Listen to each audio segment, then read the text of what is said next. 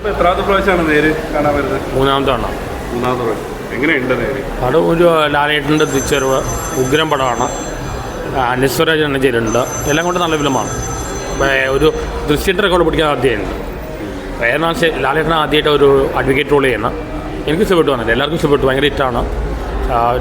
Christmas സമയത്തിൽ മുഴുവൻ ഹൗസ്ഫുള്ളായിരുന്നു. Around 70 crore കഴിഞ്ഞെന്ന് പറയുന്നത്. ഞാൻ ദൃശ്യത്തിൻ്റെ റെക്കോർഡ് പൊട്ടിക്കും. ജിത്തു ജോസഫ് മോളെ നല്ല കോമ്പിനേഷനാണ്.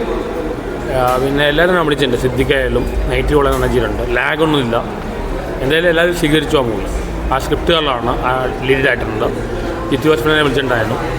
ജിത്തു ജോസഫ് മോളെ നല്ല കെമിസ്ട്രിയാണ്. ഇനി അവരുടെ പടങ്ങൾ വരട്ടെ.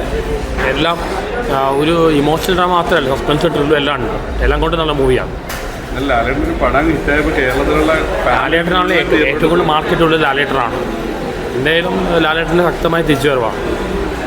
ഇനിയും പല പടം വരുന്നുണ്ട്. ഈ വർഷം ലാലേട്ടൻ തകർന്നു. ഫാമിലിയുടെ ഭയങ്കര തിരക്കാണ്. ഫാമിലി മാത്രമേ ഉള്ളൂ. പഴയ ലാലേട്ടൻ കണ്ടിട്ട് കുറേ നാളായി. പഴയ മോഹൻലാലിനെ കണ്ടിട്ട് കുറേ നാളായി. അല്ല അപ്പടി മോഹൻലാൽ ആക്ടറിനെ കാണാം. പുള്ളി ആദ്യമായിട്ടാണ് അഡ്വക്കേറ്റ് റോൾ പണ്ട് ചെയ്തിട്ടുണ്ട്. പക്ഷേ ഇത്രയും ത്രൂ ഔട്ട് ചെയ്യുന്ന ആദ്യമായിട്ടാണ്. പണ്ട് അദീപൻ, റെഡ് ചില്ലീസ് ചെയ്തിട്ടുണ്ടെങ്കിൽ ത്രൂ ഔട്ട് ചെയ്ത പുള്ളിപ്പോഴാണ്.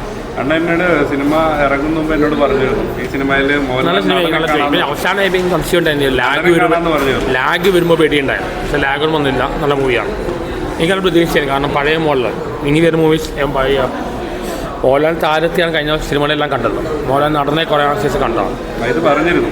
അപ്പോൾ ആ വീഡിയോയുടെ താഴെ കമൻറ്റ് ഉണ്ടായിരുന്നു. പറഞ്ഞത് കറക്റ്റായി കമൻറ്റ്. എനിക്ക് കുഴപ്പമില്ല. എനിക്കിപ്പോൾ കാതിലിറങ്ങുന്ന മുമ്പ്, കണ്ണൂർ സ്ക്വാഡ് ഇറങ്ങുന്ന മുമ്പ് എല്ലാം നല്ല പടമായിരിക്കും തോന്നിയാണ്.